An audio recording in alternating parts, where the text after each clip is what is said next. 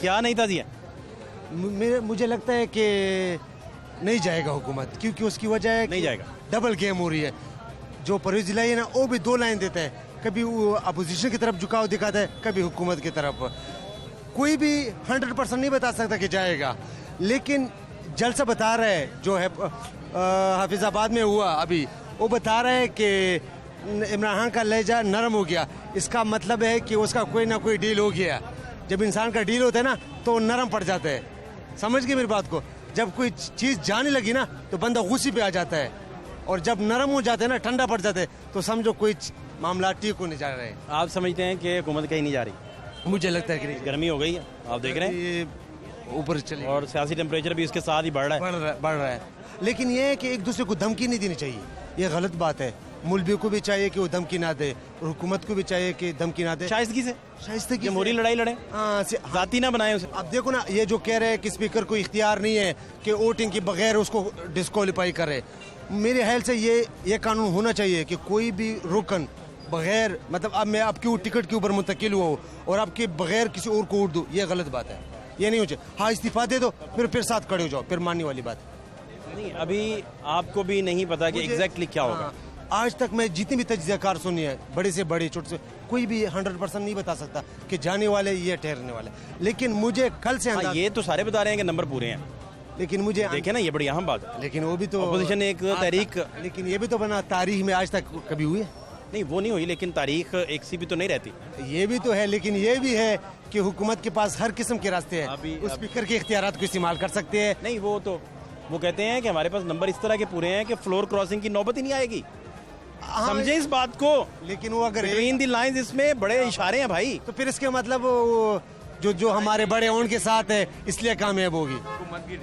मैं गुजारिश ये कर रहा हूँ कि फ्लोर क्रॉसिंग वाली नौबत ही नहीं आएगी। अपोजिशन कहती है हमारे पास इस तरह के नंबर पूरे हैं, इसका मतलब है कि इत्तेहादी यकीन दानी करवा बैठे। मुझे नहीं लगा अभी इत्तेहादी का कोई भी इंटरव्यू होता है उसने कभी हिमायत की है ये इत्तेहाद। एक बात और, अगर आप इजाज़त दें, आप क्योंकि बहुत अच्छा आपका विजन है सियासत को समझने का, और आपको सुन के तो हम लोग सीखते हैं आवाम की पल्स। मैं ये पूछना चाह रहा हूँ आपसे कि अभी जल्दी क्या है? 26 तक वो कर लेंगे अनाउंस। जितना लंबा जाएगा हुकूमत को फायदा होगा, ये सियासत में याद रखना। जितना लंबा खींचेंगे ना अपोजिशन। एक बात और, अगर मेरी आप तालिब इल्माना राय लें, जितना ये लंबा चलेगा गवर्नमेंट के और सांस सूखेंगे।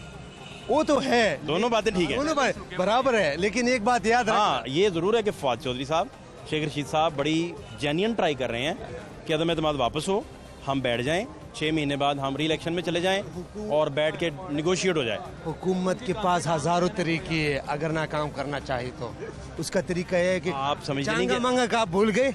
चांगा मांगा हुआ था कि नहीं? अब तो दौर वो नहीं छांगा मांगा वाला है। ये पाकिस्तान है, कुछ भी हो सकता है। इशारा हो ना तो 5 मिनट में इधर से उधर हो सकता है। आपको इशारों का आप कह रहे हैं कि अभी भी कंफर्मेशन? हाँ, कोई भी नहीं बताएगा। जाके किसी भी एंकर, आपको मैं सुनता हूँ, आप सोहेल जोड़ाई से भी इंटरव्यू करते हो, किसी से भी कर लेते हो, किसी ने आज तक बताया कि ऊँट किसका वोट बैठ जाएगा? कोई भी नहीं बताएगा। लेकिन मेरा अपनी ज़ाती राय ये लिख लेना और रिकॉर्ड कर लेना कि हुकूमत कहीं नहीं जाएगी। उसकी वजह है कि अब उसके जो ताल्लुकात है ना थोड़े से बेहतर होने लगे हैं। जब ताल्लुकात बेहतर होने लगेंगे ना तो फिर महंगाई कोई असर नहीं रखती। ये आपको किसने बताया? ये ताल्लुकात बेहतर होने लगे? तजिया से मुझे अंदाजा लगता है। आपका ख्याल है कि गवर्नमेंट ने खबर नहीं है कुछ अच्छी काविशें शुरू की हैं? हाँ, और हमारे जो बड़े हैं ना, किसी न किसी से तो रब्ता तो रखते हैं ना, ये इनसे या उनसे। उन्होंने शराइत रखी। अगर ये शराइत आज भी मान गए ना तो अपोजिशन किसी काम की नहीं है। ये आपको पता है, मुझे पता है, पर बताने वाले मैं तजिया बताता हूँ। उन्होंने क्या शराइत रखी है? उन्होंने कहा कि जो पंजाब का वज़ीर है उसको हटा दो। दूसरी शराइत है कि आप अपोजिशन में भी हाथ खोला रखो, जो हम कहते हैं वो करना है, अशारों पे चलना है। अब उसने भी आंखें दिखाने लगे थे इमरान खान ने, वो कहते हैं आंखें नीचे करो। जिस दिन आपने आंखें ऊपर करेगी काम खराब हो जाएगा, हुकूमत चली जाएगी। अब अगर ये मान गई, आपस में डील हो गई, तो फिर अपोजिशन किसी काम का नहीं है। अच्छा, आप कह रहे हैं कि गवर्नमेंट ने अगर पत्ते अच्छे खेल लिए, तो यानी कि जो इनको जो कहा गया होगा, जो भी आप जो फरमा रहे हैं, तो गवर्नमेंट अगर उसको मनोन तस्लीम कर ले, मान ले, तो फिर तो मैं लिख के देने को तैयार हूँ, किधर भी नहीं जाएगी। फिर कुर्बानी नहीं होगी। फिर कुर्बानी नहीं होगी, फिर कुर्बानी अपोजिशन को देनी पड़ेगी, चाहे आपस में एक दूसरे पर इल्जाम लगाए। बड़ी ईद पे भी यही वज़ीर आज़म होंगे। फिर ये भी याद रखना, फिर एक दूसरे पे इल्जाम लगाए कि ये उसके साथ मिल गया था, ये उसके साथ अच्छा, मिल गया ये था। आप समझते हैं कि अभी आप फरमा भी रहे थे कि अपोजिशन जमातों का गवर्नमेंट का आपस में तलखी सख्त बयान देना ये भी खतरनाक है। आप देखो ये अपोजिशन एक दूसरे को कितनी गालियां निकालते थे। अच्छा, मौलाना अब्दुल के मुतालिक मैं बात बताता हूँ। इसने बेनज़ीर के मुतालिक कहा था कि जो लेडीज़ है उसकी हुक्मरानी हराम है, कहा था ना, जो औरत की हुक्मरानी हराम है। आजकल उसने बयान दिए कि नून लीग को चाहिए कि मरीम नवाज को लीड करने दे, दिए कि नहीं है।